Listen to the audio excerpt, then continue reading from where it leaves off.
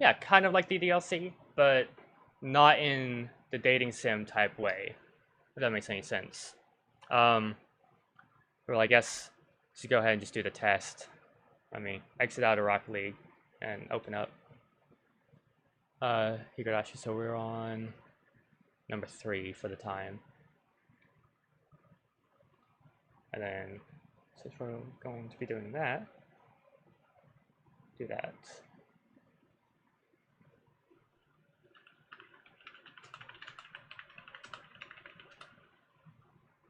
And then there it is. It's that one. And then fuck, what would be the title?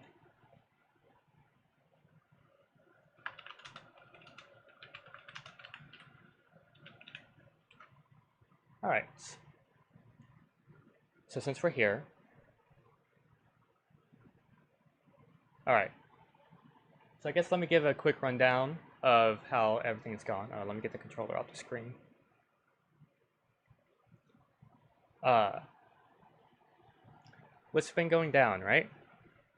So this is the 3rd installment, and what's happened in this game is we find out that Satoko, one of the little girls, so there is Rika, Rena, Mion and Shion, and Satoko. Those are our classmates, and the main character is Keiichi Maebara. He had recently moved into this small town called Hinamizawa, and there's this and he's just hanging out with his classmates for a while. You're all having laughing fun, but there's like this dark mystery that goes on underneath, right? Where every year on the Nights of Watsunagashi, which is this cotton drifting festival that the town has every year. But for the past 5, there's this thing called Oyashiro-sama's Curse, which is like this god of the town, or what have you. And every night on the night of Watsunagashi, there's one person that goes missing, and one person that ends up dead. And it is the curse in that, that's the curse. Like somebody ends up dead, and the other person ends up as the sacrifice. But it's like in ways to protect the town. Like initially, it started a few years back when there's this dam project that was going to be built nearby that would like flood the entire area, including the village, and things went down. There's a whole shebang and all that. But what's currently happened is so I there's a lot. We've played through the first 2 games. There's a total of 8, but there's this mixing of stories, different perspectives, different scenarios that could happen, right?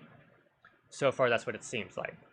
And each time, there's this big mystery as to going on, what's going down this time around, and then there's like the underlying mystery of what's actually the cause, like what's actually the curse, and all this stuff. Is it caused by people? Is it actually a god cursing people? Who knows? Um, but and the latest version that we're on currently, Keiichi and so there's one of the classmates and friends, Satoko. Her uncle has come back into town, who is very abusive. So this is your obligatory mature content warning for this entire series. Whether you decide to go back and watch all my previous playthroughs of it, or if you decide to stick around and watch from here on and then any future times I play, this is your warning. It can get very dark, it can get very gory, it can touch like touchy subjects and stuff like that, so that is your warning for now. So her uncle had come back. He had fled the previous year because what had happened was their aunt and Satoko's older brother got targeted by the curse. The aunt ended up dead, and her older brother ended up disappearing. But there's a mystery surrounding if he actually got demoned away by the curse, or if he ran off, or what have you. Like what actually happened, nobody knows. But so there's that entire mystery. We don't know what exactly happened. Anyways, This time around, in order for Keiichi to save Satoko from her uncle, he decides to take it upon himself and to have killed the uncle. And that was what our last playthrough of, the last stream that we did. That's what we did. That was, I think, the entire stream last, or most of it, was the preparations for and going through the act of stalking and getting ready to kill the uncle, and then actually killing him, and then trying to hide his body and all this stuff. So I think where we're picking up is we've just gotten home, and this should be the day after, I believe. I can't remember if anything else happened after that. I don't think so. But that is where we're picking up. And I try my best to do some voice acting for it. I hope I do a good job and immerse y'all. But that is currently where we're at. I'm going to go ahead and fill up my tank. So, you should primarily be caught up. And if you have any questions, like, as we go through, feel free to ask. And I'll try my best to answer. Alrighty. If y'all are ready, let's go.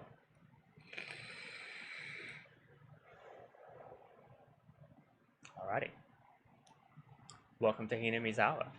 So I think we did tips, but just for the cause, since y'all are here, got some new people here, just why not? Hello. Do you need the hospital or the fire department? The fire department. Is there a fire or some other accident? Please speak slowly and calmly. I think it's a fire. This is the blank rest area on the blank highway. I see a ton of fire and smoke coming from the mountains behind us. Nobody goes back there, and so I don't know why anything would get set on fire. Anyway, I figured I should let you know. It could turn into a forest fire. I understand. I didn't know exactly where you are, so please tell me your name, phone number. We can use to get in touch with you, and the exact location of the fire. Notice from the fire department headquarters.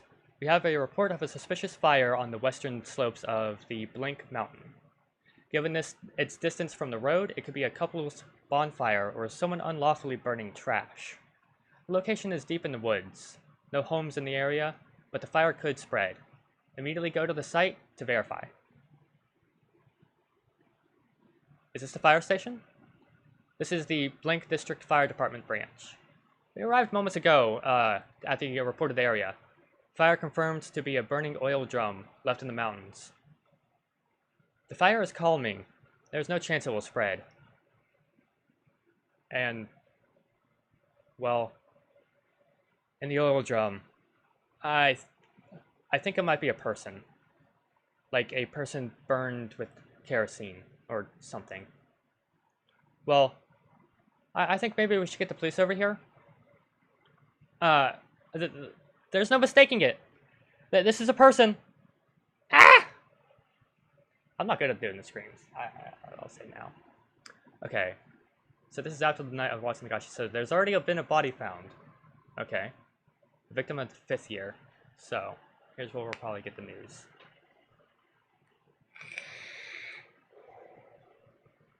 This year's curse, then? That's what it looks like. He kills them differently every year, but this is particularly conspicuous, isn't it? Clawing out your own throat. That isn't normal. Let's leave the rest of to the old man in the forensics. I'm sure he'll find some suspicious drugs.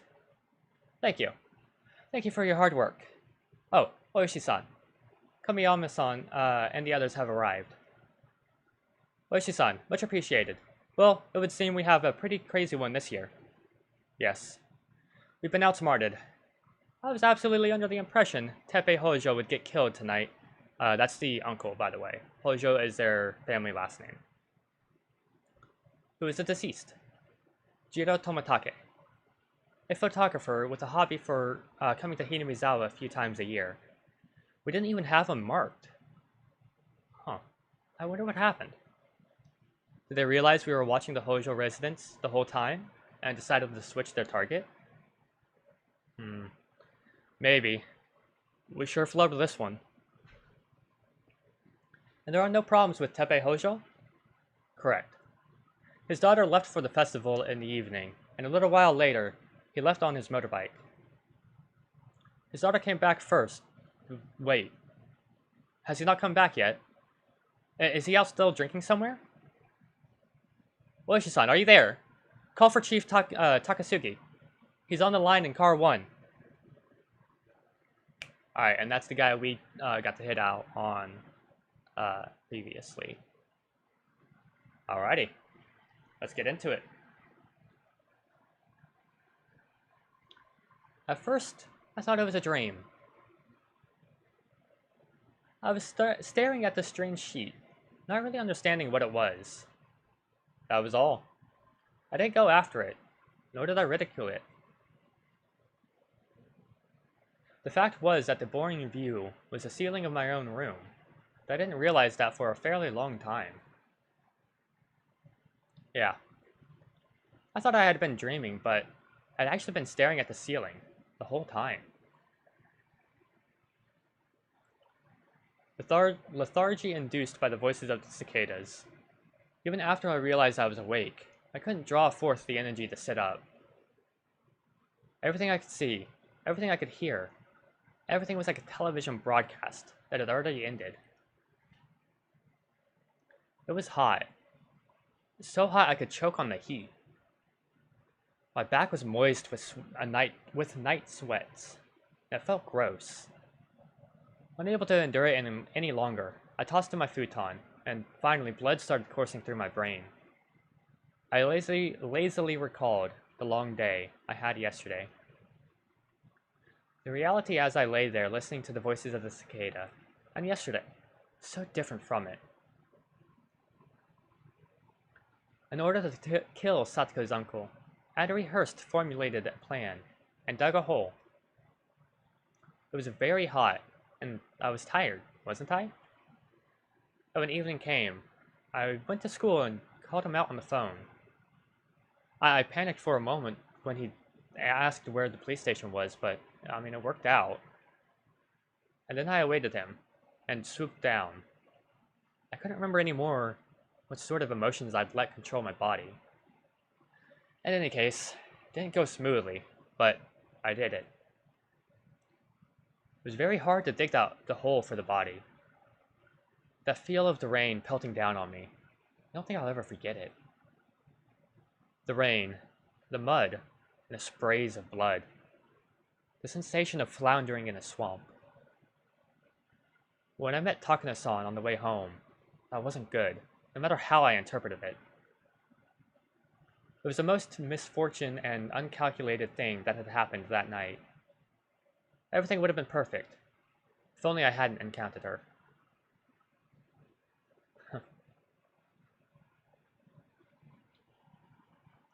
I was just riding my bike, with my shovel in one hand, through the downpour, utterly soaked.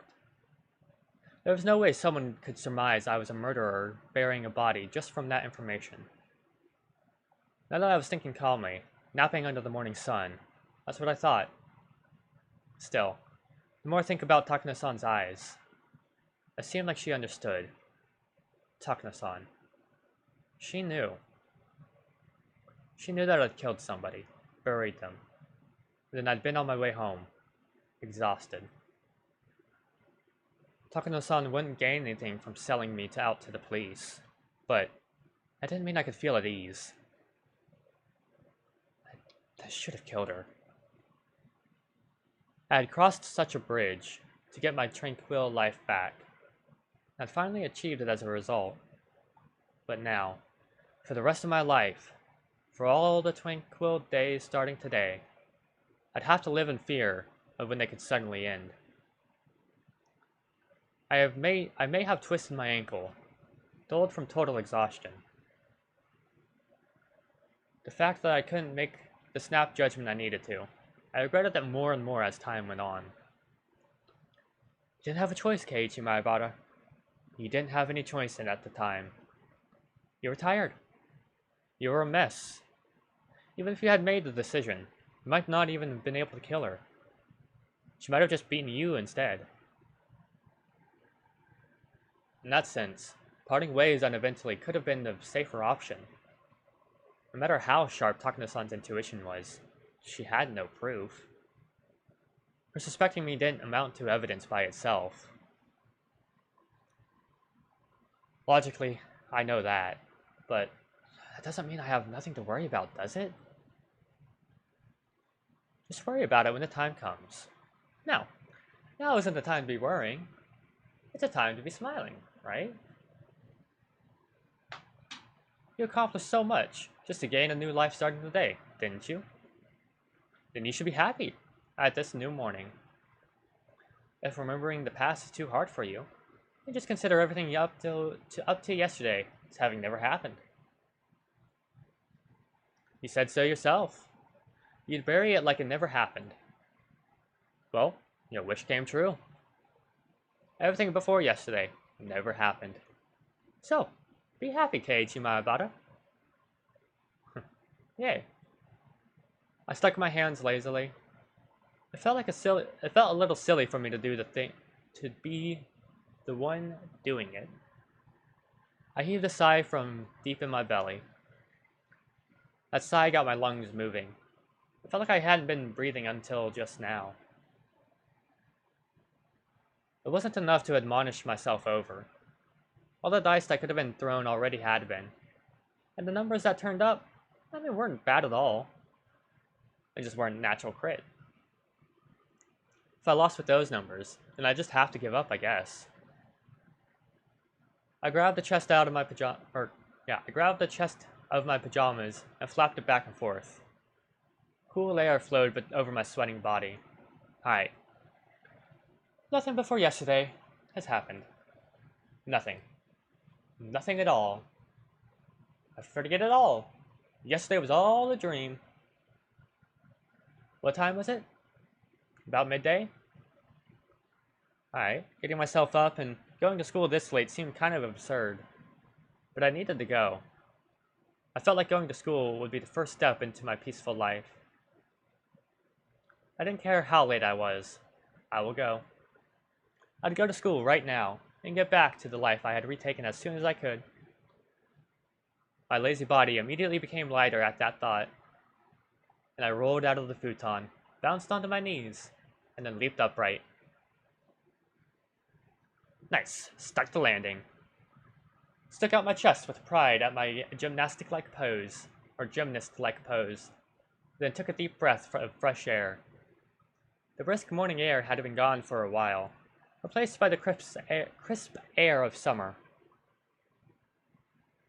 Downstairs, I got a stern talking to by my mother. Where were you last night? When did you get back? You need to tell me when you won't be home for dinner. Things like that.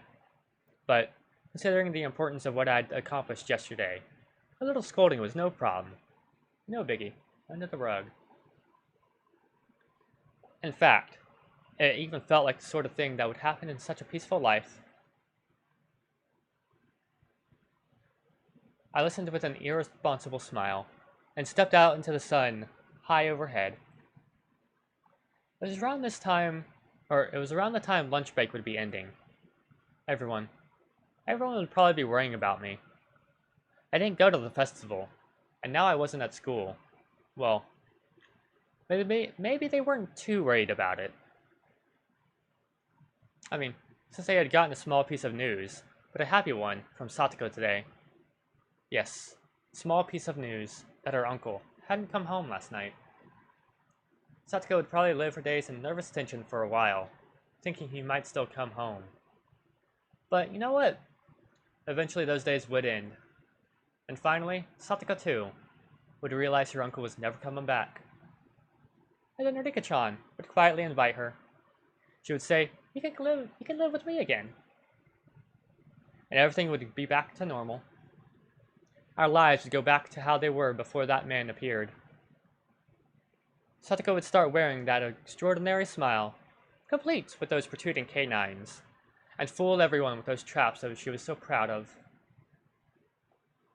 I'd probably be her first target out of everyone, but no, not that big of a deal. I wouldn't be mad.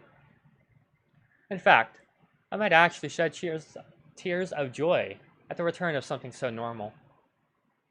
Satoko should gradually grow back into that meddlesome personality of hers. I mean, my lack of useful life skills was already completely exposed. I wondered if I'd ever be a match for Satoko. But that would be such a pleasant thing to see, too. And you know what? With such warm, fuzzy predictions, I didn't feel bad for going to school so late. In fact, I wanted to run there now, to get there as soon as I could. Instead, I decided to savor the peaceful of just going to school like normal, without running. The world I'd attained for myself, that gave me joy just by walking like this. Yeah. The world beginning on this very day was something I had won. Without that monumental feat yesterday, I would have never been able to come to school so cheerful today. And school's gate came into sight. Just then, I heard the principal ringing the bell to mark the end of the lunch break. It was a clear, refreshing sound. I stopped despite myself, and let myself take it in.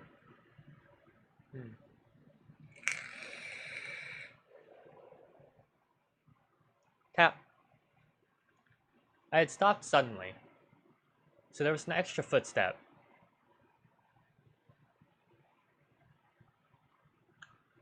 With a noise that blessedness with a noise, the blessedness I was feeling throughout my whole body, which drew into any pore it could find. And as if to replace it, I felt like hundreds of hairy caterpillars were climbing up my feet. I turned back, but of course, nobody was there. A single footstep could have easily been my imagination, but the footstep felt so ominous. That extra footstep I had heard, after seeing Takina-san off last night. With everything that happened on that insane night, I didn't mind something like that happening once. It had been a hell of a night after all. In fact, just one hallucination was pretty fortunate. But those footsteps should have ended with yesterday, so if I heard them again today, there was really only one thing it could have meant. Last night still wasn't over. It was still going. Still. That insane night, forever. The step I heard, just that one extra footstep, was quietly ridiculing the nonsensical notion that the world starting today was completely different from the one that ended yesterday. My classmates playing in the schoolyard all vanished inside like the tide going out. When I approached the school, I felt like that warm, fuzzy scene had ended. It didn't feel good. At the entrance, I took a quick look in everyone's shoes boxes. Satoko Hojo. She was here. Mion was here too. And Elena, of course. Even Narika-chan was here. Tobita-kun and Okamuto-kun were here. In fact, I didn't see any missing classmates. If there were shoes missing, it would have to be my own. I took my shoes off and stuck them in, then took out some slippers. There wasn't a single pair left in the shoe boxes anymore. With that, it returned to their rightful state. But as I stepped into the wooden floor, I noticed there was just one pair of slippers left. Huh. Whose? Satoshi Hojo. Satoshi, who had never been to school since disappearing last year. Until now, he had committed the exact same act of violence, but I guess in the very end, it went differently. He couldn't make it to school, but here I am. I didn't repeat the same mistake you made. I wasn't about to let myself feel superior about that. In fact, I felt an odd sense of familiarity with him. A misfortunate bond with someone I had never met. due to feeling the same fate, or following the same fate. I headed down the hallway, towards the usual classroom. It felt like it had been a whole year since coming here. Hey, did you forget Keiichi Maebara? Satoshi Hojo didn't really disappear on the night of Watsunagashi, did he? Dun dun dun. Satoshi Hojo disappeared a few days later, on Sato's birthday, if I was right. I didn't know what day it was, but I couldn't say for sure I'd avoid Satoshi's failure, unless I remained here past that day. I was still living that night of insanity. The teacher still hadn't come to the classroom. The other door clattered open, the one the teacher wouldn't use, so everyone turned at once to see who had arrived. Everyone looked pretty vacant. Suppose I'll greet them. Good morning, ladies and gentlemen. I do thank you for coming all the way out here today. Silence. When I just started to think I'd fallen flat, someone finally started laughing for me. Good morning, Kei-chan. You're pretty energetic today. Yeah, energetic. Maybe you haven't gotten out of the festive mood yet. Ho. Hearing Mion and Rena's cheerful voice made me realize how dumb those dark feelings I'd been having at the entrance really were. Hey now, festive mood? I wasn't at the festival at all, remember? Before I could say that, Rika-chan smiled at me. Keiichi-san, did you make sure to watch my dance? Yep, he saw it just fine. Didn't you see how big an applause he gave you? And he ignored it when that blockhead Shion came up and made a pass at him. Take that, Shion. Wow, that felt good. Mion starts laughing at the memory as she slaps me a few times on the back. So, how did that target practice contest turn out in the end? Tomita-kun was facing me and talking. There was nobody behind me. That meant he was talking to me? Tomitaka turned up dead last night. Everyone had a good time with his punishment game. Weren't you supposed to be the one in last place, Rika-chan? It was such a turnaround when you pulled off getting that chewing gum. I should have expected that from a member of my club. It was fantastic. Crying at a time like that is a feat only Fruitaday would be allowed to do, said Okamura-kun, breathing heavily from his nose. In my direction. What's going on? Because we weren't at the festival last night. You know, we were, out hunting the uncle. But, like, what are they talking about? Huh. Everyone laughed. If anyone but Rika-chan had done it, it would have been against the rules. Rika-chan gave one of her "Ipa" smiles as she listened to it. In my direction. Rena too turned to me. No, turned towards me. And then, with a somewhat embarrassed smile, she whispered to me so only I could hear. But really, thanks, Keiichi-kun. For what? The giant stuffed animal. I was really happy. It's nice and safe right at my bedside. And I made sure to give it a good night's kiss before the bed, too. Oh! The class laughed at that, cheering and jeering. This whole time, the conversation had been a little bit off. I wasn't quite getting it. What's this? About a stuffed animal? What's this? Come on, we all worked really hard at the festival yesterday to get it down, remember? That gigantic stuffed animal. The gigantic stuffed animal. Dennis seemed taken aback, but when she answered, she did it with a smile. We were having a hard time knocking it over, so we tried aiming at the forehead and rapid fire shooting and stuff. And then, Keiichi-kun, you got a whole bunch of guns ready beforehand and shot them all. It was so cool. Oh. Wait. Who was this? Exactly, like, what the fuck? All the people in the neighborhood association, including the chairman, were praising you so much at the party afterwards. One of them said he'd fallen in love with your way of words. Tokuzo Kimiyoshi, the chairman of the children's committee, I think. He said he wanted you to entrust you with a few of the stalls at the next festival. Tokuzo is the chair of the refreshment booths. He's on the festival executive committee.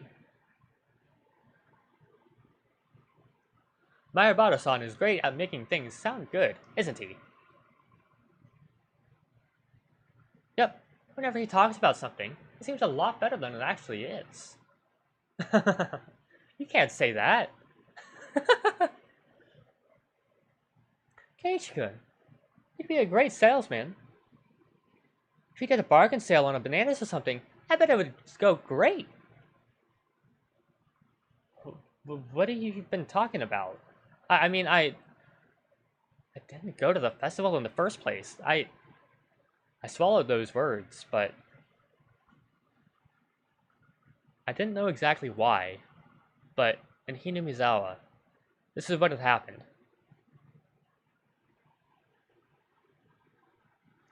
Yesterday, during the Watanagashi festival, Keiichi Marabata had appeared, and he had romped about with all the usual members of his club. He made a big scene at a few of the stalls, snatched a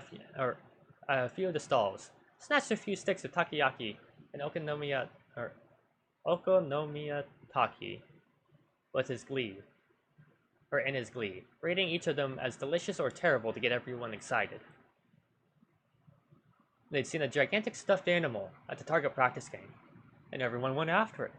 And then I got a whole bunch of the cork guns, firing them in rapid succession, throwing each one away after using it, and admirably, I shot down the biggest stuffed animal there.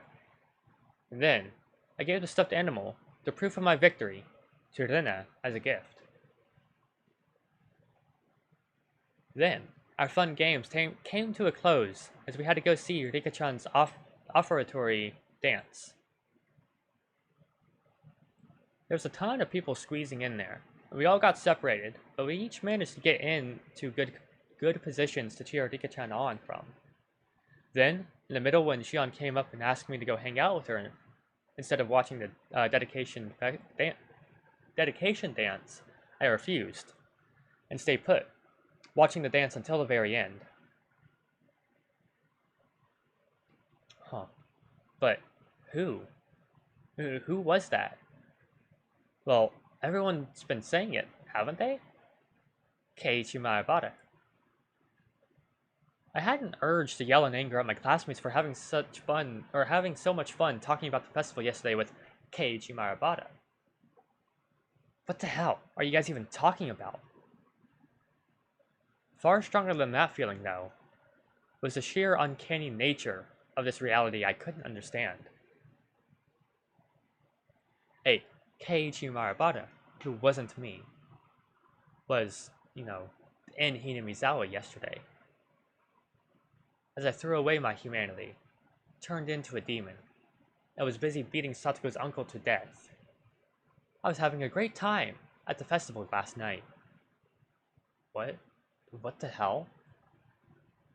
I had to suffer through so much, desperately holding back tears, getting so worn out, and all that downpour, digging holes, chasing, beating, killing, dragging and burying.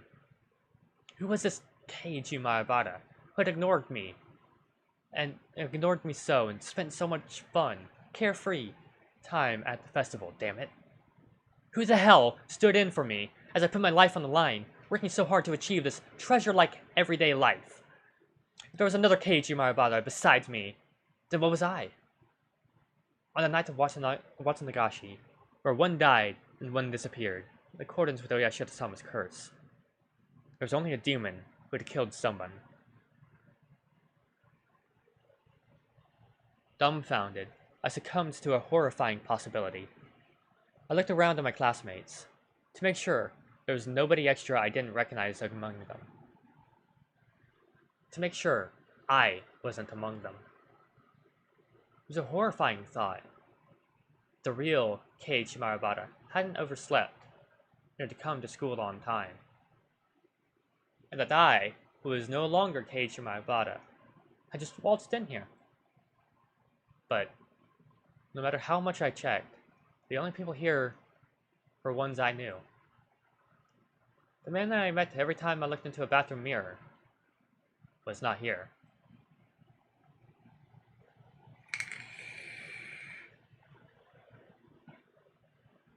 Okay, how the fuck? Two places at once? We got a doppelganger? What the fuck is going on? Are we really at the festival? So we did kill the uncle, right? I hope we did. Oh well. Okay, everyone. Time to start afternoon classes. Please take your seats. President, please leave the class, or lead the class. The teacher entered and everyone hurried back to their seats. Upon finding me, who was so stupidly late, she gave me a stern talking to, but I wasn't listening to it. Wasn't our old life supposed to start today? Something wasn't right. It was just strange. I was supposed to go back to my old life. My fun life after yesterday. I'd set foot in an incomparable, mysterious world that was completely different from both my old life and my recent one. Yeah. This was, without a doubt, a different world. Different world than the one I'd been living in until now. There's no way such an absurd thing could be possible, but unless it was true, I couldn't explain anything that had just happened. In this classroom, I was surrounded by so many faces I knew, and yet I felt so isolated. The cicadas sounded no different than they had before now, but they seemed somehow false.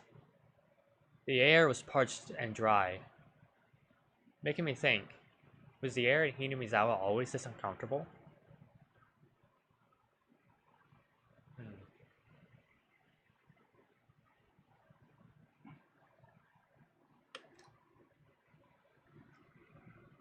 Hey, Rena? What is it? We're in class. About the festival yesterday. About when would you say I got there? Huh? To be honest, I was pretty excited afterwards, and I gobbled down some cans of beer. I mean, it's kind of embarrassing, but I don't quite remember some things. For random babbling, it was a bad excuse. Keiichi-kun, you said you couldn't come at first, didn't you? You called Michan's house about it, right? That matched up, yeah. I called Mion and told her to take Satoko in my place, since I wouldn't be able to meet up with them, due to things I had to do. We all decided while we were setting up for the festival that we'd invite Satoko-chan. We wanted to bring her out someplace where she couldn't see her uncle for a little while. That was the same too. Mion said that when I called her. That everyone had already decided to invite her.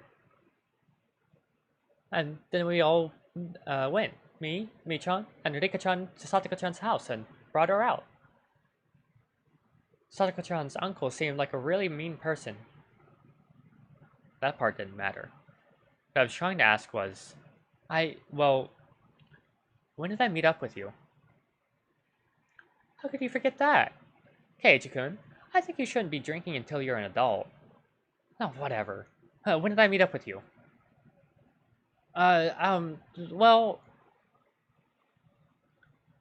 at my sudden threatening demand, Dinah was at a loss for words.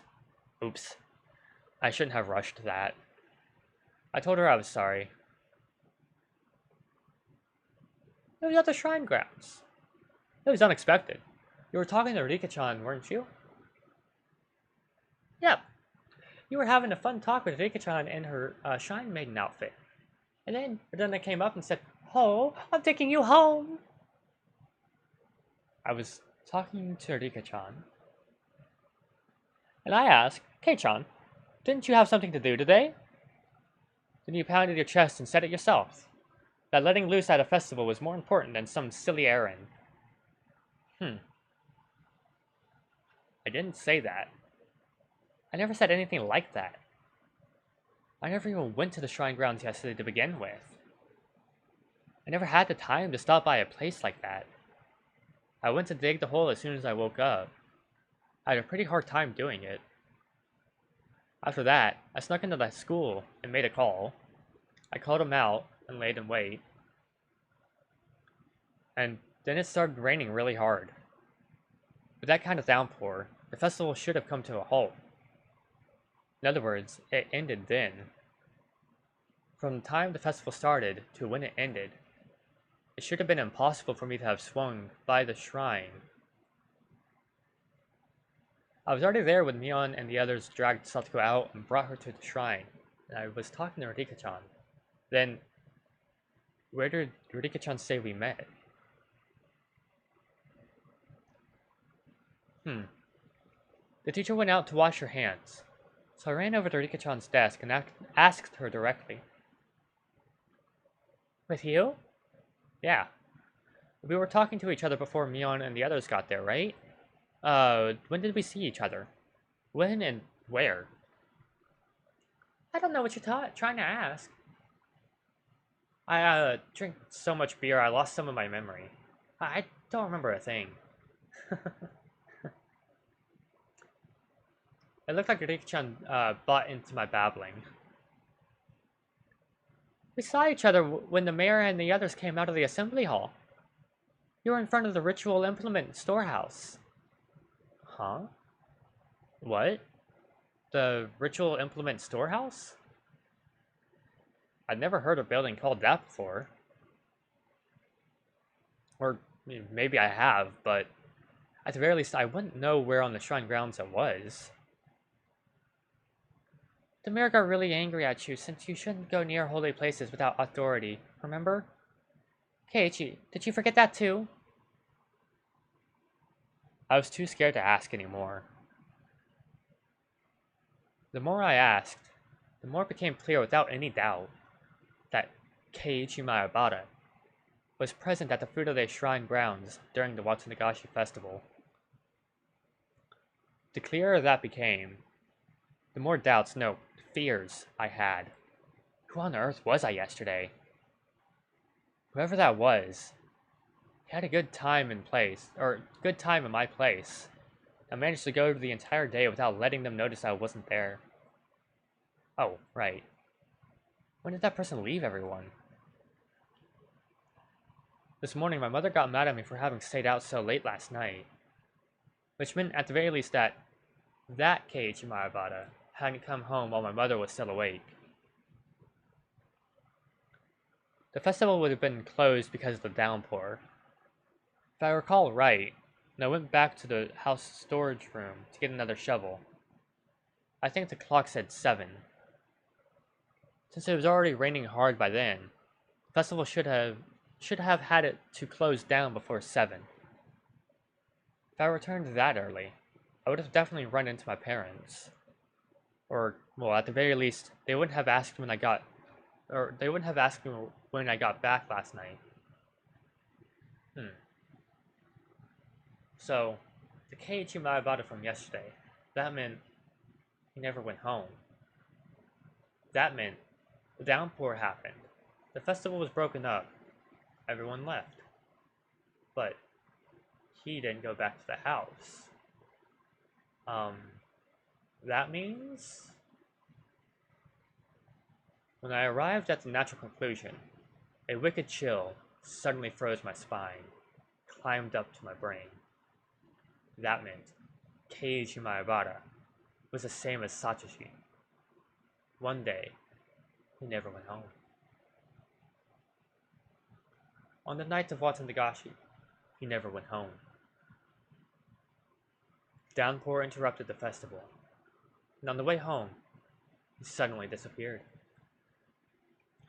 And I, who was dealing with the corpse, went home without a problem.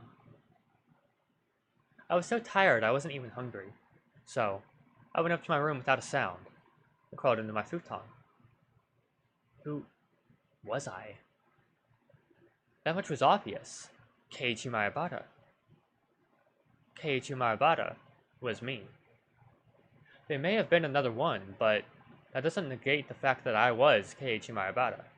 Then, that other Keiichi was what?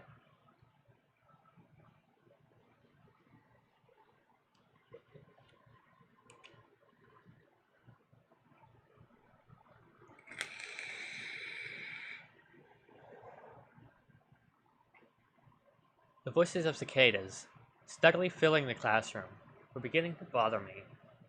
Suddenly, I laid eyes on Satoko. Satoko's expression was dark as always.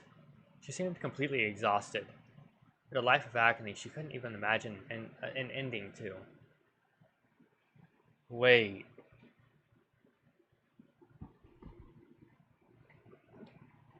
Oh, wait. What's the chances of us not have killed the uncle? Because if she's still in, like, despair, that could mean two things. Either the uncle's back, or, like, she's, like, still in despair because she thinks he'll be back. That's, like, the two options I'm coming up with. What had the last night been like for Satoko? Did she have fun with everyone and feel a little bit happier, if even for a moment? And when she went home, the end of her dream, she'd probably gone to sleep afraid of when her uncle would return. And then, this morning, her uncle hadn't come home. And then she went to school. By now, she must have still been trapped by the rotten idea from which she couldn't be saved, that her uncle would need her when she got back. But you can rest easy, Satoko. Your uncle won't ever come back. I couldn't tell her it was because I'd killed him. When Satoko realized on her own that her uncle would never return, then that would truly be the end of the long, insane night. That's right. I didn't do anything wrong. I did the best possible thing I could have as Satoko's Nini. Not an atom of my body regretted it. And look. Calm down and think, Keiichi Maebara. From a certain point of view, isn't it convenient there was another Keiichi Maebara? I buried the corpse perfectly. A beginning wouldn't happen.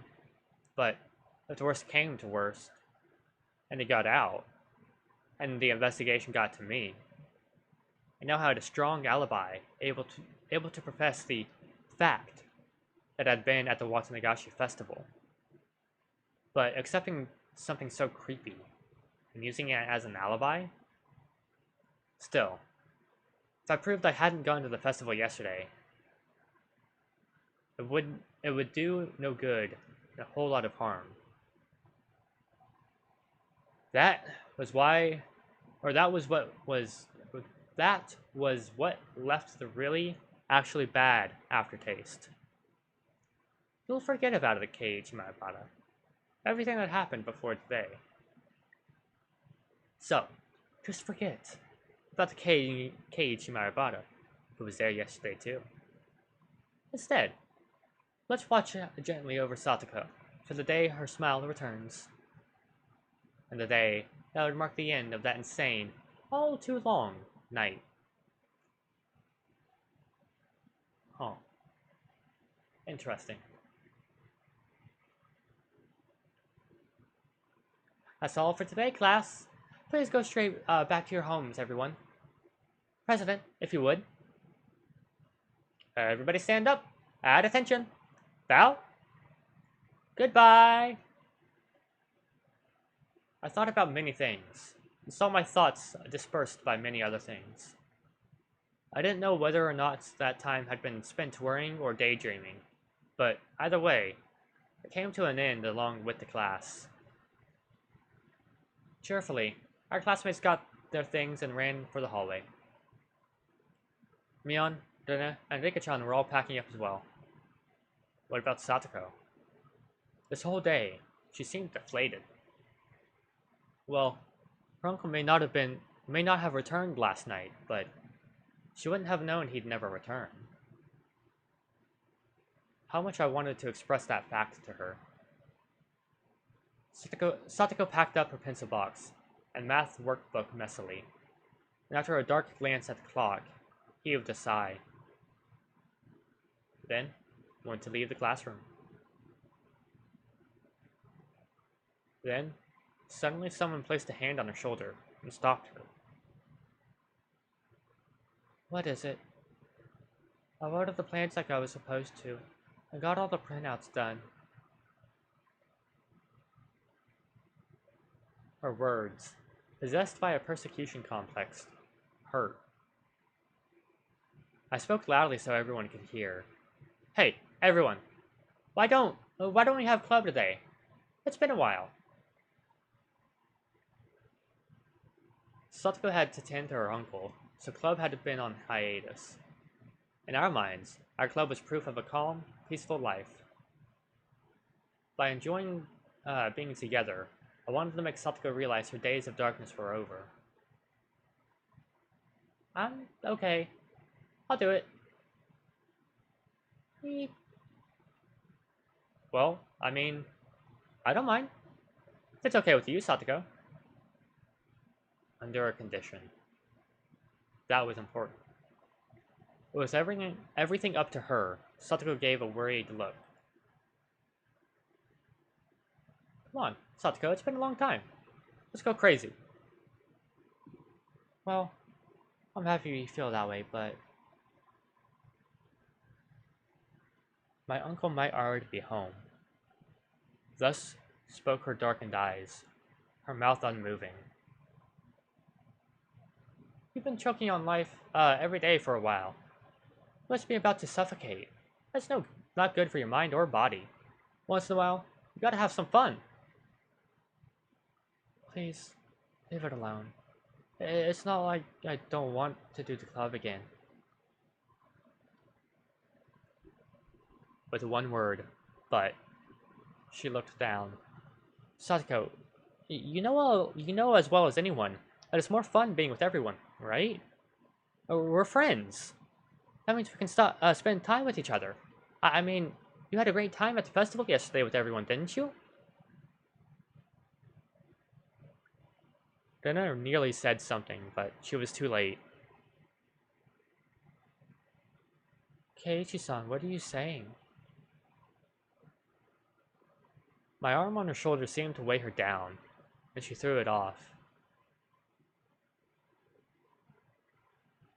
When exactly was I playing and having fun at the festival? The only one having fun was you, Keiichi-san. Huh? I looked over to Mion for help, but now everyone was looking down. My instincts told me that Satoko hadn't gone to the festival. But Dana said it herself, that she went with Mion to Satoko's house to invite her.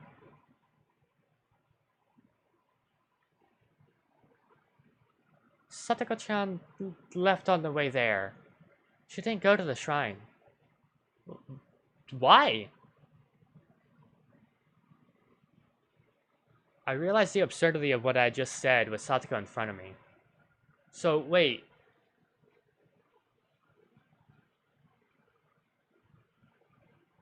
She said her uncle was waiting at home, and she couldn't have fun by herself. when we were in front of the shrine. We tried to stop her too. We told her uncle said it was okay, that he wouldn't get mad if she had a good time. Huh. At some point, tears had begun welling up in Satoko's eyes. Satoko was so afraid of her uncle that she couldn't even allow herself time with her friends, and went home. No, she was even afraid of letting herself have a good time with her friends. Keiichi-san, you must have it nice. Having a blast at the festival all night. They told me you went all out, didn't you? I'm very envious.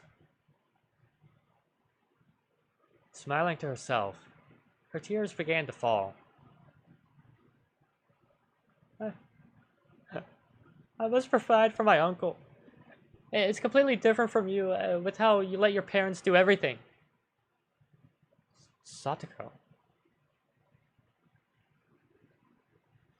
I'm so glad you enjoyed yourself at the festival. I'm so glad you had enough fun for me too. I mean, I want to participate in the club too.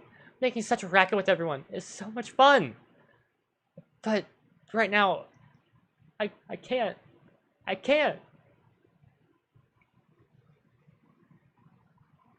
Unable to withstand such violent emotions, a few teardrops slid down her cheek. But even though she was having such a terrible time, not once did she ever say that it was hard for her. It was a sad, obstinate bravery. But the days when Satoko had to feel like that were over. Satoko didn't need to endure it, to bear it anymore. She could forget all about it now, and smile. I was so frustrated at not being able to tell her that directly. Instead, I said something that I'm not so sure I should have said before I thought twice about it. He didn't come home, did he?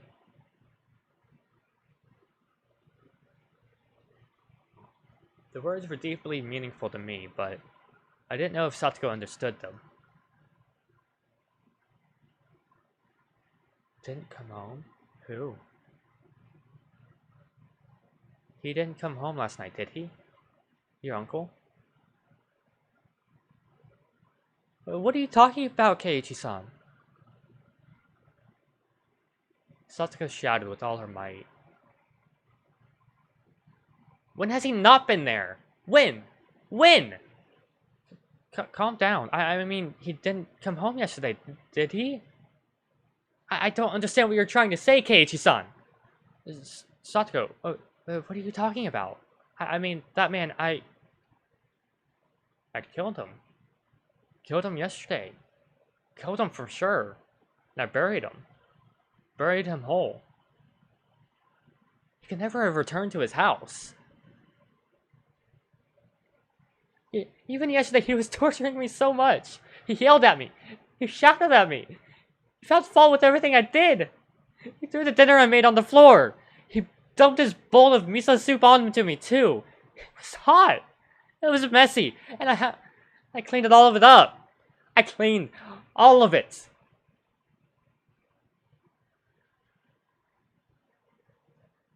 What? Our stories weren't matching up.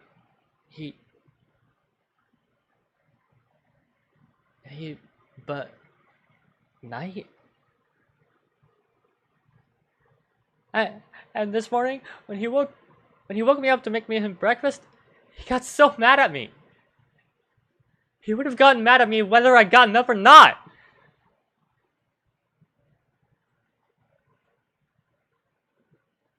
Ridikatron went over to Satoko and said a few words of consolation.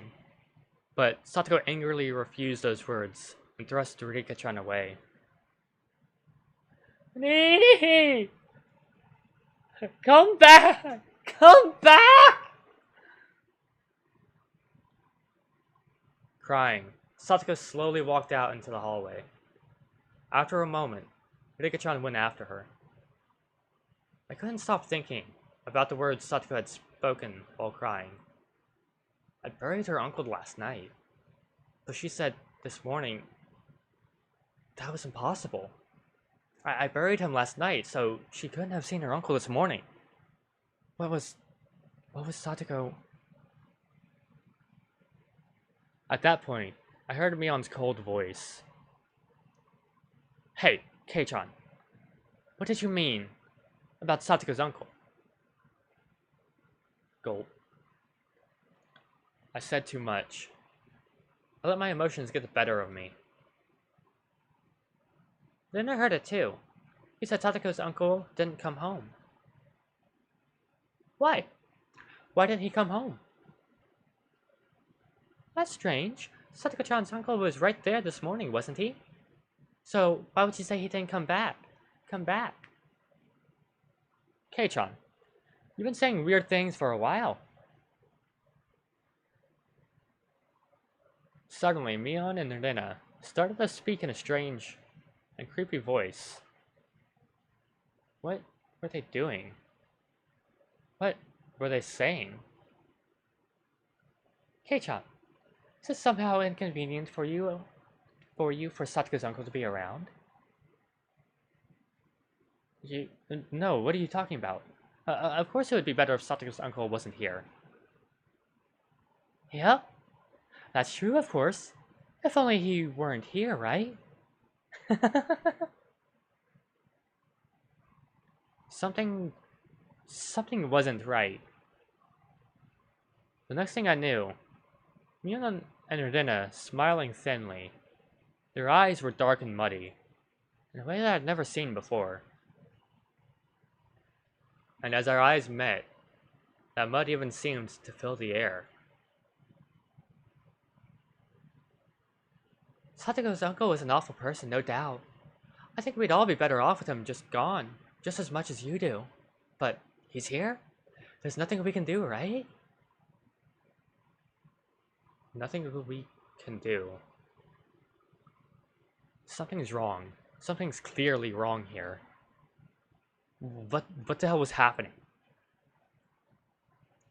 After a moment, a chilly, liquid-like feeling, as though my blood had been mixed with sherbet, crawled up my spine. No choice. I mean, of course there isn't, but then Satoko will never. If there's no choice, what would you do? Duden was trying to prompt me to say more. There really was no choice, so I killed him. I killed him to protect Satoko. That's, leave him alone. I think things will resolve themselves soon enough. Satoko-chan said her uncle was here, so he's here. He was here yesterday, and he's here today. She said so it's fine, right? Right? Mion and Erdena were speaking unbelievably dismissively. How could they be talking like that?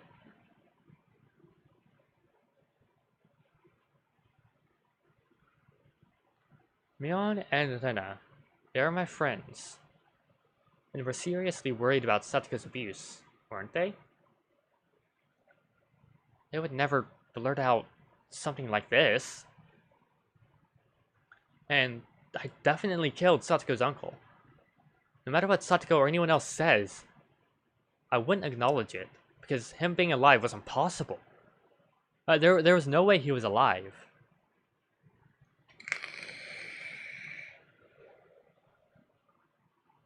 It was impossible.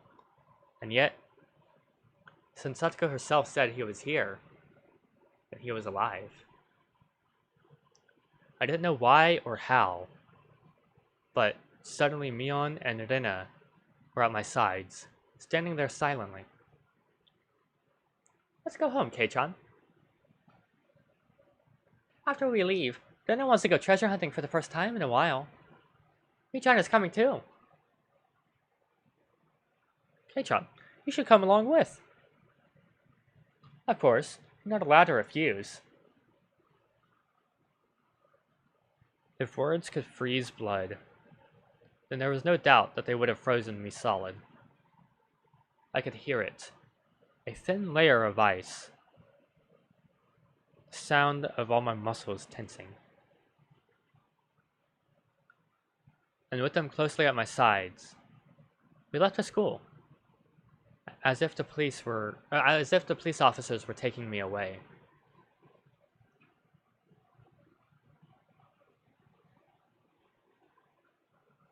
They talked about silly things the entire way home, like they always did. They always stood at my sides, as if to prevent me from escaping. This was strange. Everything about this day was strange. Actually, it would have been strange ever since the previous night. Yes, thinking back, it had been strange ever since killing Satoko's uncle. That creepy meeting with Takana-san was only the beginning. That insane night was still continuing. Yes, it still hasn't ended. What? What's wrong, Kei-chan? Why did you suddenly stop? Sorry, it's nothing.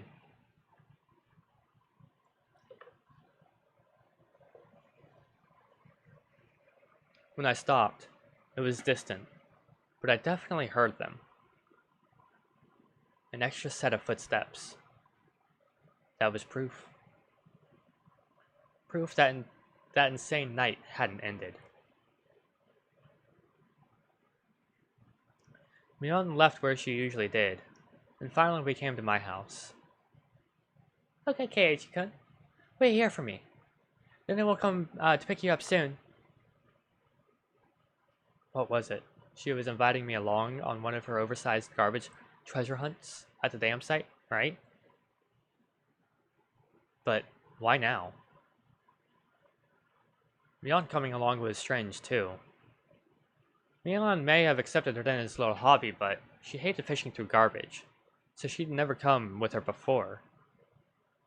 And the location specifically being at the dam site was a little creepy. The dam construction site was completely outside the flow of everyday life. It was so remote that no one ever went there unless they thought to it in particular. Nobody lived there, and there were no lights, so at night it got dark very quickly. I was being forcibly invited there. There was no reason I had to fear Dena or Mion. Besides, wouldn't the trouble I'd make by refusing them be a pain to deal with? And that way, it didn't seem like going treasure hunting with them was a bad idea. But that insane night was continuing.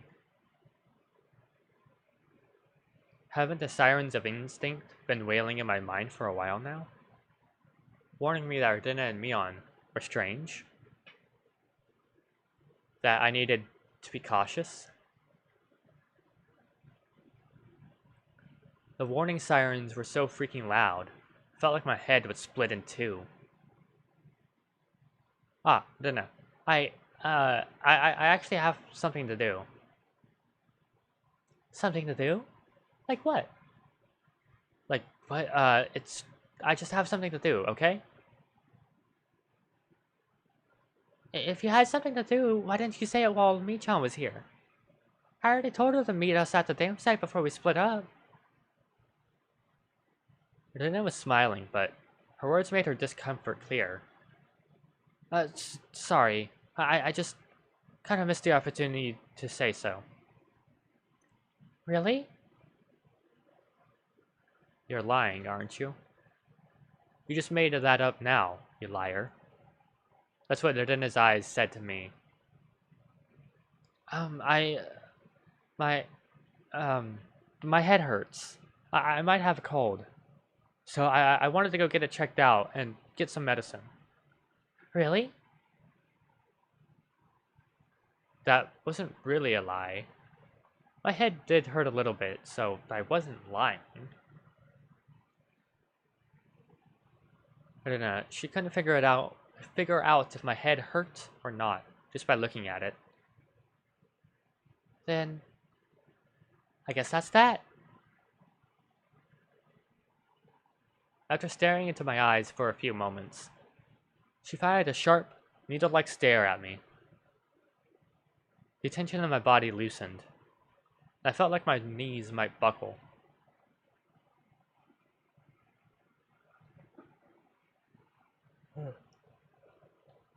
If you're going to the clinic, then you should go soon. Sometimes they close early. Thanks. I'll do that. Make sure you go, okay?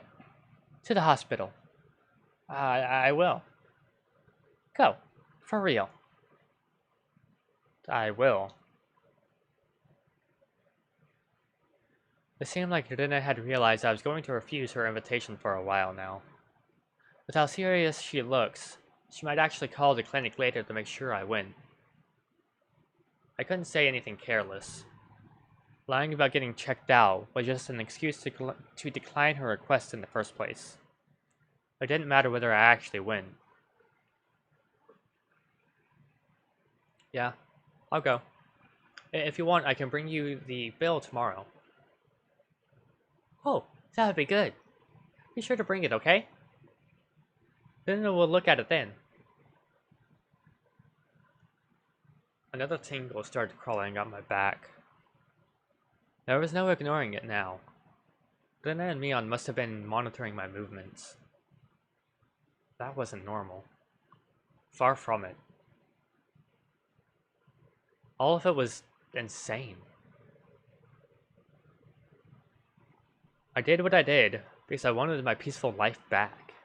But what on earth was all this? It was far from peaceful.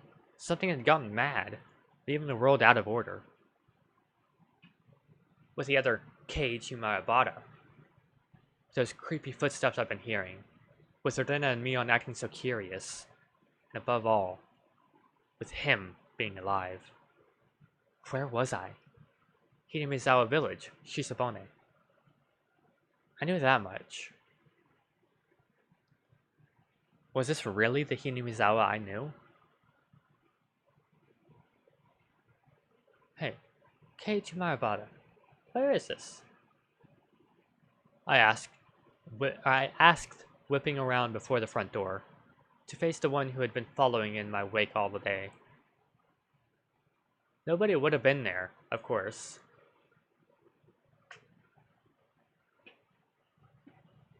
Keiichi Marabata.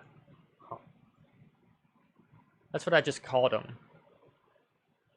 Called the one who had been trailing behind me this whole time. That shadowy presence, always clinging to me, like it was constantly watching for the opportunity to change places. Footsteps always following me was another impossibility. It couldn't have been a ghost, so it was just impossible. So, the strangeness must have been my ears, my head, or Hinamizawa. Everything I could see was the exact same Hinamizawa I knew so well. And that gave me the creeps.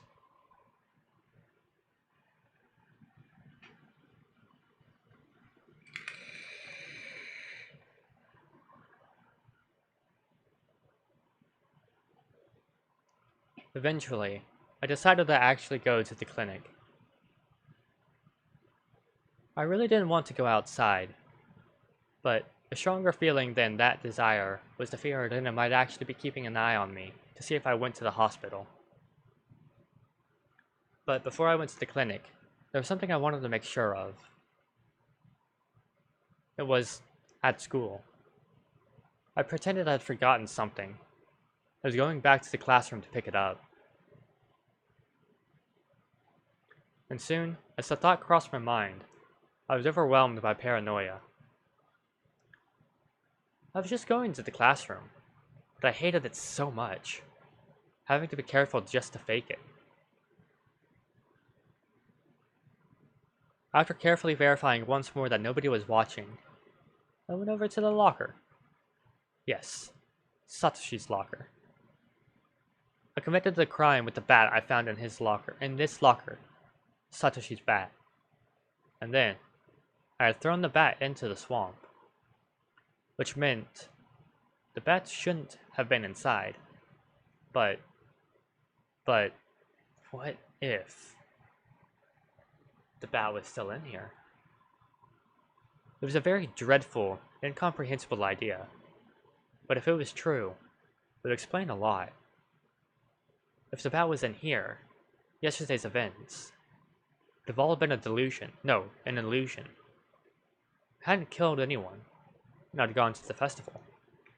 I had a great time rampaging about with everyone. It proved that Keiichi Mayabata was really me. Proof that I was only under some strange assumption that I had killed Satoko's uncle. Proof that it had all been a wild fantasy. That would explain everything. Nothing happened yesterday. I had just gone mad, unable to separate my shocking, uncle-killing dream from reality. That would explain everything. Alright. What's the bets on if the bat is in there or not? Anyone want to put in a vote? If the bat was there, or if the bat was here, would I be able to accept that reality? If it was here, nothing will have changed. If it was here, it would just mean I'd gone crazy.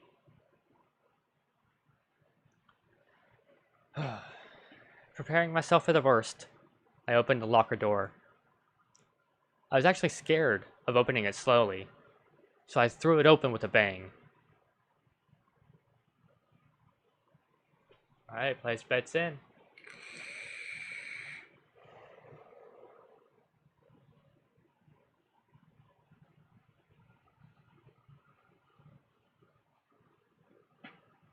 And just like the first time, the choking scent of smell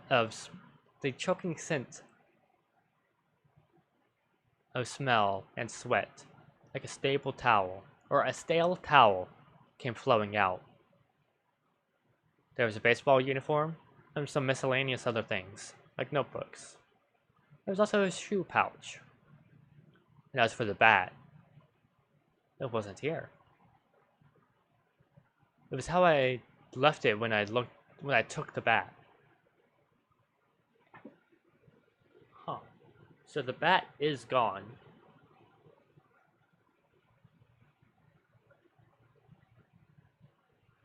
Is it still underneath the equipment where we hid it? There was no doubt. Yesterday really happened. Now that I knew I wasn't a lunatic, I felt relieved. But at the same time, if I wasn't the crazy one, then Hinamizawa was. That was evidence of a reality I found just as difficult to accept. There was noise, somehow creeping into everything I saw, and the world was losing a tiny bit of color. So, what did I know about last night? Now? Now that I've made sure that the bat wasn't here, I didn't need to be here anymore. Shall I go? For real, to the hospital?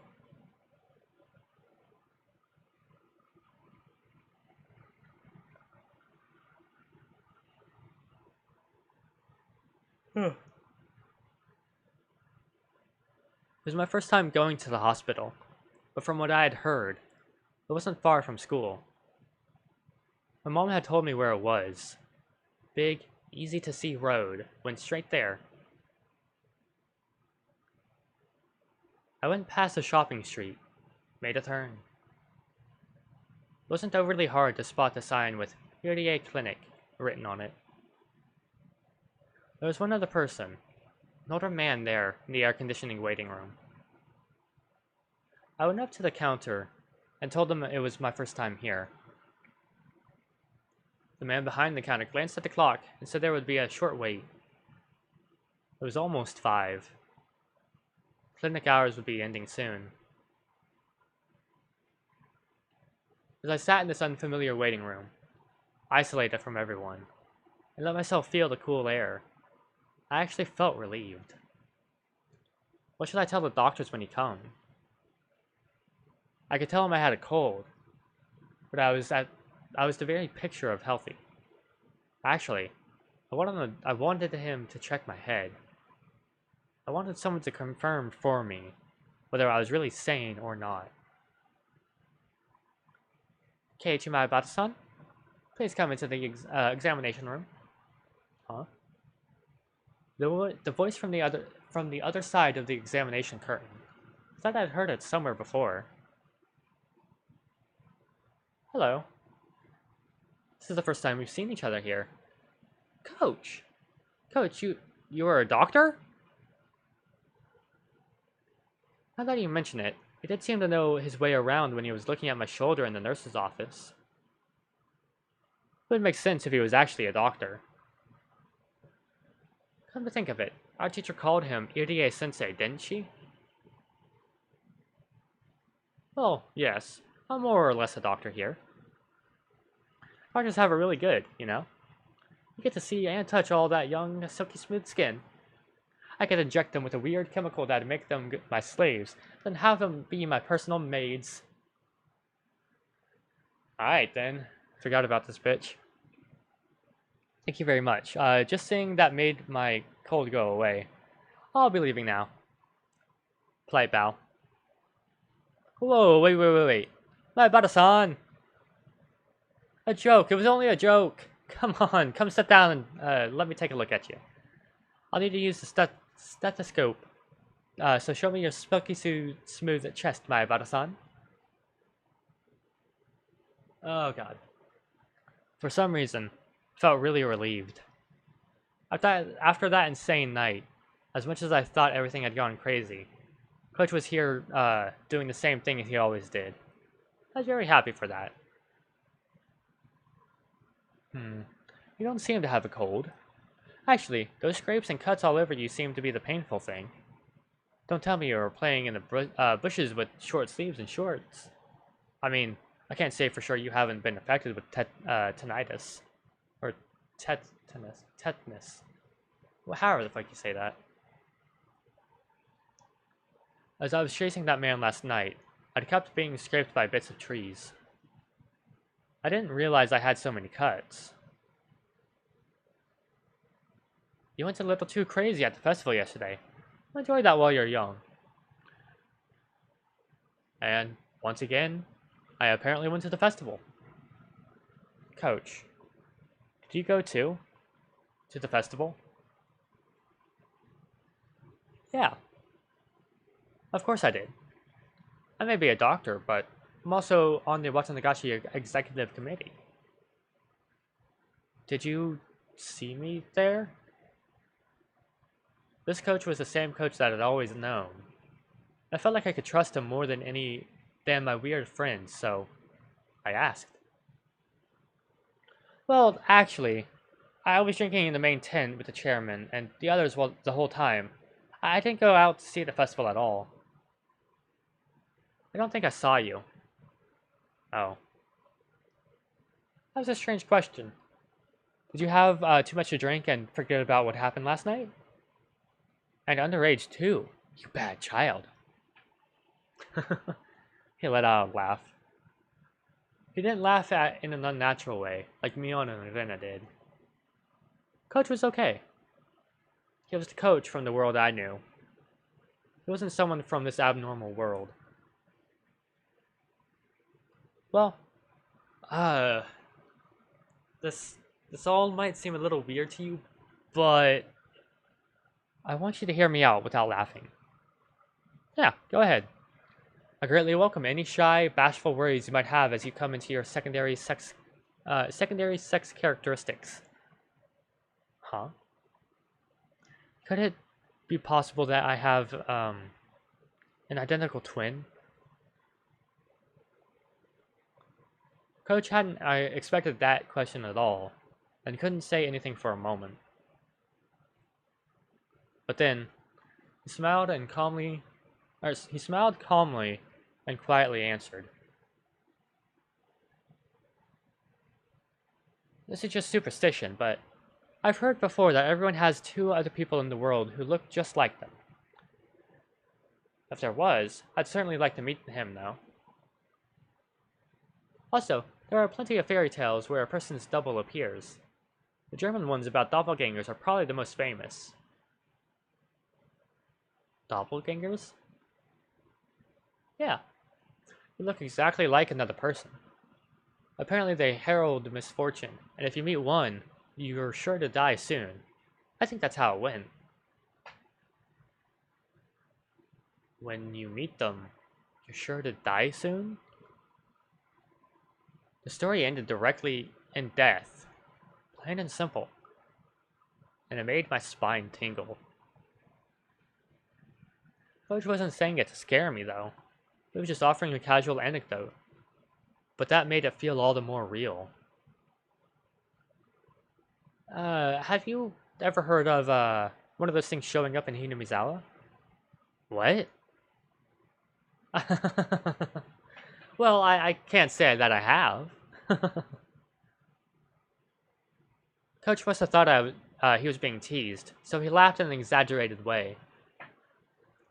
But when I didn't smile along with him, his laughter steadily grew fainter. I'm sorry, well, I was sort of being serious. No, I apologize for laughing. Was there something you were worried about? I wonder if I should tell him. Then, after resolving myself one final time, I slowly spoke.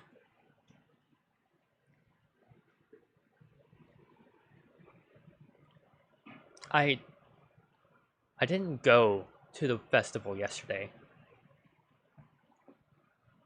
Is that right? Well, there'll be one next year. And then you can't... That's not what I meant. I didn't go to the festival, but according to everyone else, I was there. Could that even be possible?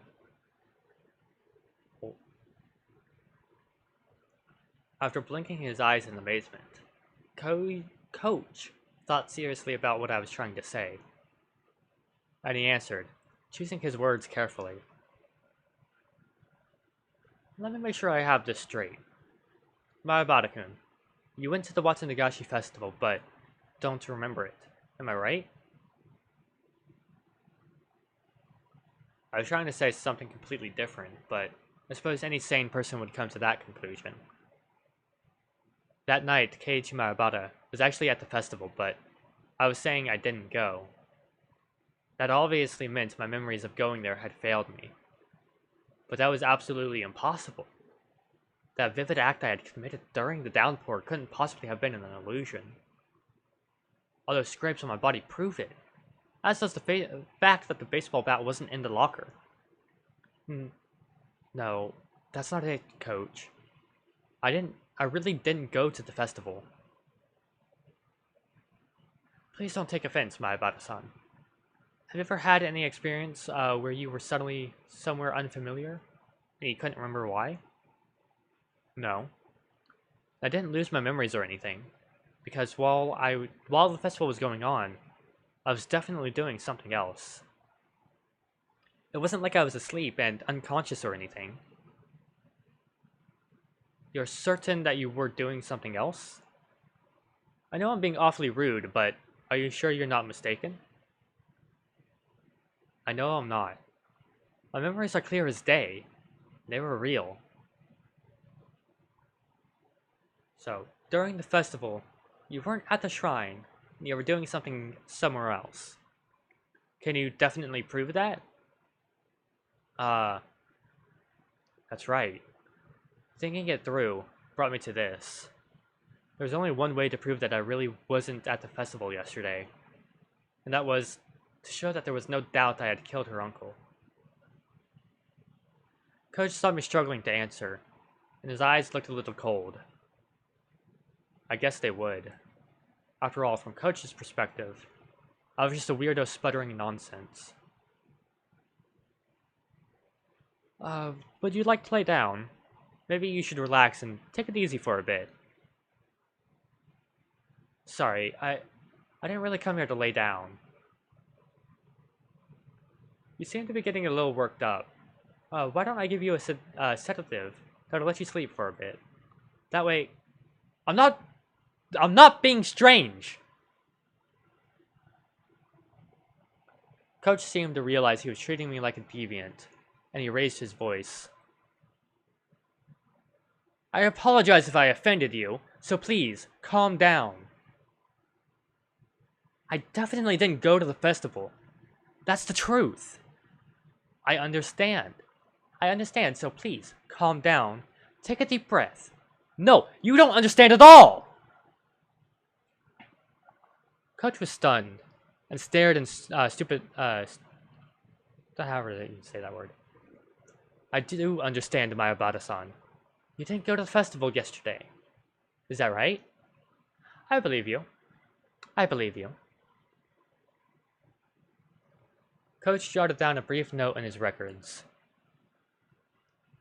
He was writing it in German, so that his patient wouldn't know what it said.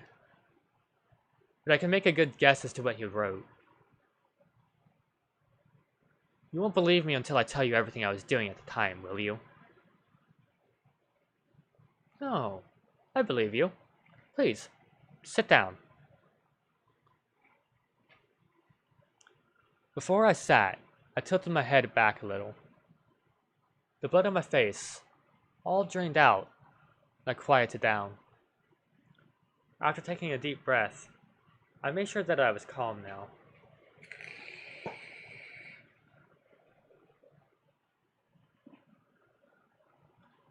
It would have been impossible for me to be at the festival, because at the time I was... Should I tell him or not? I really didn't want to go on living like this, feeling this horrible. And I said them the final fatal words, because I was killing Satoku's uncle at the time. I could smell the concrete in the room. I could feel the air around us sharpen. Nobody moved. Only the sound of the clock ticking us. The ticking told us time hadn't stopped. With his mouth wide open, Coach even forgot to blink for a little while. You killed Satoku's uncle? Yeah. It's fine now, Keiichi Maebara. Don't hesitate. Admit it, with all your strength. Yes. Last night, I did it. I killed him.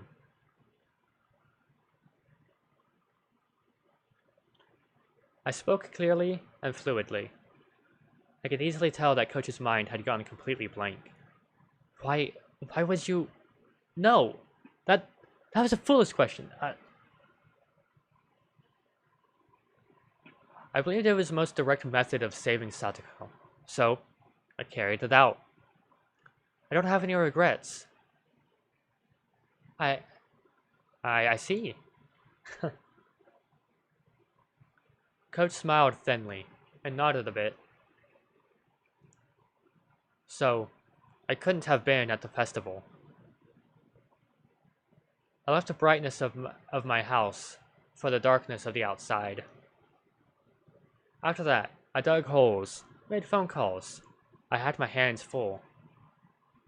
And then I attacked him, killed him, and buried him. It was pouring hard at the time.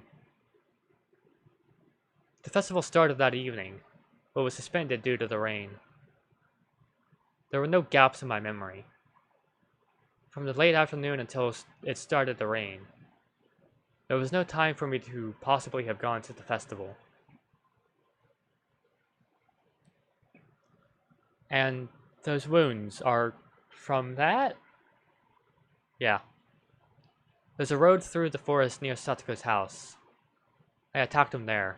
He ran, but I chased him. And finally killed him near the road that leads to town. Is that true? Killing her uncle.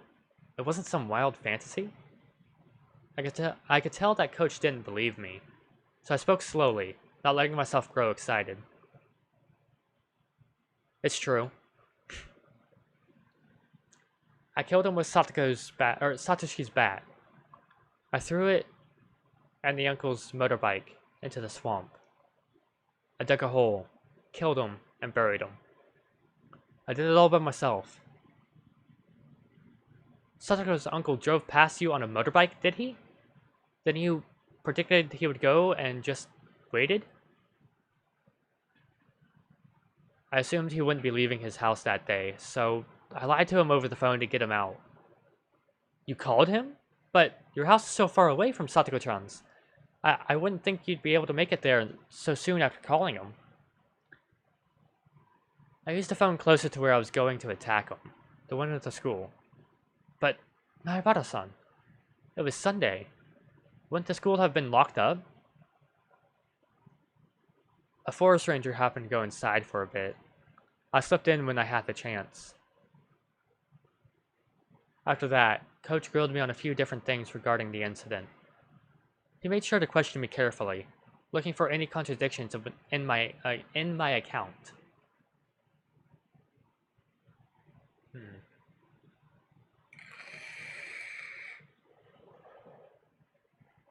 I'll believe you. What you did yesterday doesn't seem like a dream. I explained everything, including minor details that only someone who had actually committed the act could explain. I could, of course. It was only yesterday. Coach realized that my story had no expedient coincidences or too convenient details that would have existed in a daydream or a delusion, and finally seemed to want to believe me. So, do you still think I went to the festival and lost my memory?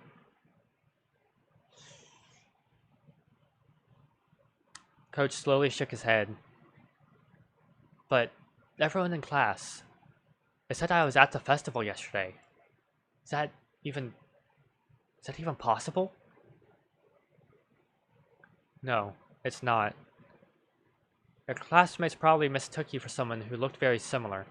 Then, given how group psychology works, everyone just assumed that you had been at the festival. They couldn't have mistaken me. Yon and all the rest said they were spending time with Keiichi Maebara. It was much more than just having mistaken someone else for me. But saying that out loud would just confuse Coach. He spoke to me in whispered tones. Do you feel guilty at all? It didn't sound like he was criticizing me. And even if he had, I would have flatly said the same thing. I don't. I did it so that I could return the peaceful days that he'd stolen from us. So I planned to forget all about having killed him and live my life as usual. Once Satoko's regular smile returns, the one from before he showed up, everything will be finally over. Any chance someone witnessed the crime? I don't think so. If someone had seen me, I would have been arrested already. I am a doctor. My job is to save lives, so I cannot make any statements to the effect of condoning the taking of another's life. So, instead I will say this. Coach slowly rose and placed a hand on my shoulder. For saving Satoko-chan, I thank you. Coach's eyes started shedding warm tears. When I looked at him, I started to feel some tears of my own. I didn't know what I was crying for. And so, for a little while, the two men in the room fought back their tears. But it's strange. What is? I'm sure I killed him, and yet he seems to have returned home alive. Coach's expression immediately sharpened. Depending on the situation, there are many ways that mere unconsciousness can look like real death to a layperson. you think it's possible he was just knocked out? I didn't check for a pulse, but I'm pretty sure I did him in.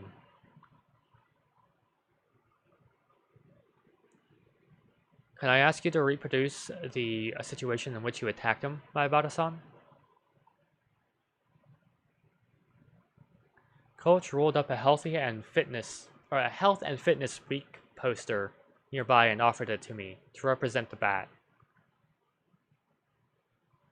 Though I may have been lost to the emotions of a beast that night, I remembered in detail the number of times I swung the bat, the angles I had swung, and the force I had applied.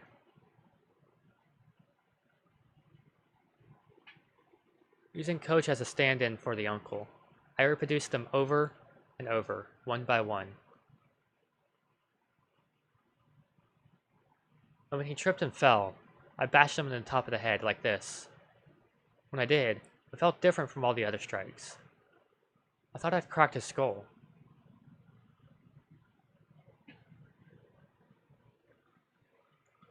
Coach was calmly analyzing this information, using the places I'd struck in the situation at hand, to find out what state the uncle's body had been in. I wasn't totally sure he was dead, so I hit him a few more times after he fell. Did he react at all? At first, I sort of felt his body jolting with every hit, but eventually that stopped too, and he didn't react at all.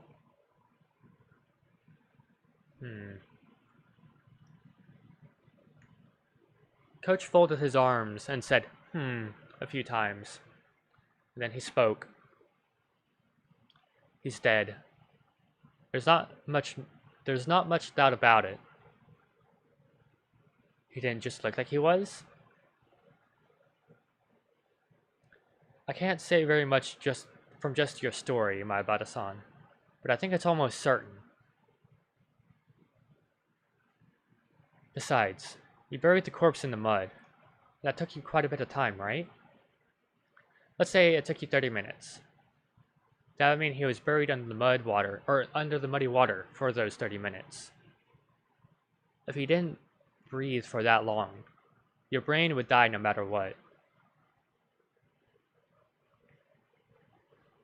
You mean, even ignoring how hard I hit him, he definitely would have died while I was burying him? That's right. It's impossible to stay alive buried underground for 30 minutes. Impossible. You're right. But Satoko, she says he's alive. Coach, a doctor, just gave his stamp of approval that he was dead for sure. That made it seem all the more unfair that he could just still be among the living. Maibata-san, this is a really horrible idea, but is it possible that the person you killed wasn't actually her uncle? Huh? I mean, he's right. That could be why. It cleared up the inconsistencies of my definitively having killed someone, but him still being alive. There's no way. I mean, we were both at Satoko's house when she was bringing his alcohol inside. There was a man who stuck his face out the window to look. It was him, right? That was Satoko's uncle, right? Yes. You're not wrong. It was that man. Could she have more than one uncle or something? Not that I've ever heard of. It's just him. Could you tell me what he looked like? Well, his height first. He was about 175 centimeters, maybe a little bit taller.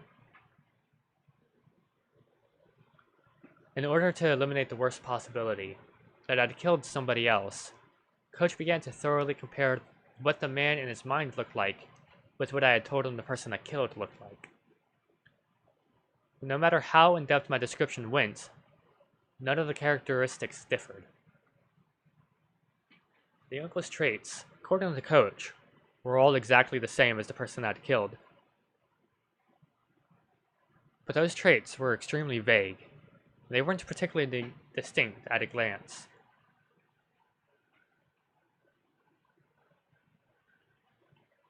Could you, well, is there anything else about him that would let us identify him for sure?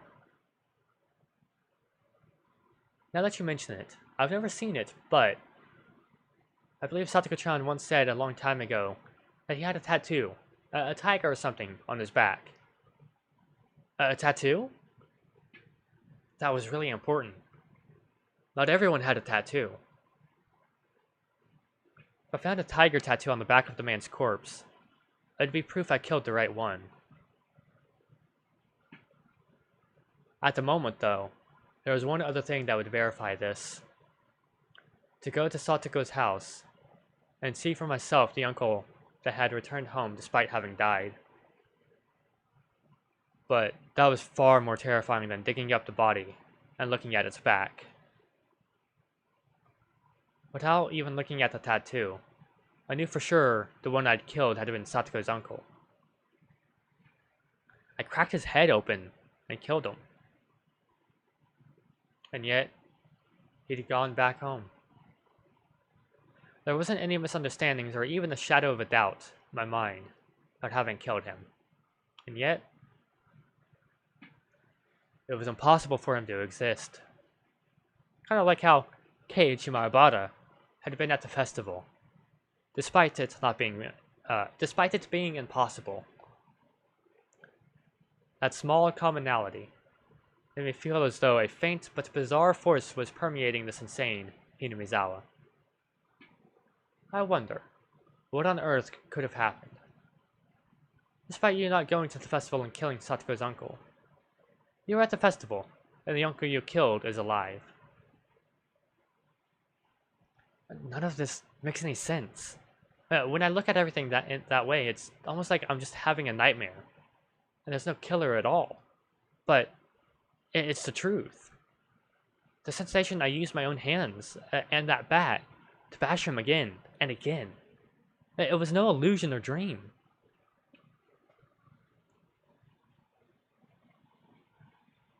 Coach let out a slow sigh, then after looking at the clock, got up. Let's go over all this a little bit more seriously.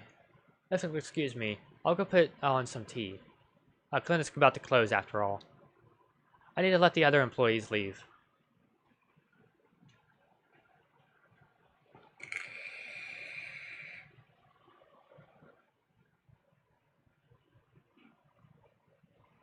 Coach stood up and went into the hallway, leaving me alone. The clock was about to strike 6. I was at the festival, and the uncle I killed was alive. Had I really committed murder yesterday? The only whisper of a fact that proved it happened was the absence of that bat from Satoshi's locker. In any case, I was glad that Coach had taken my nonsense seriously. I just confessed to murder. Normally that would frighten a person away.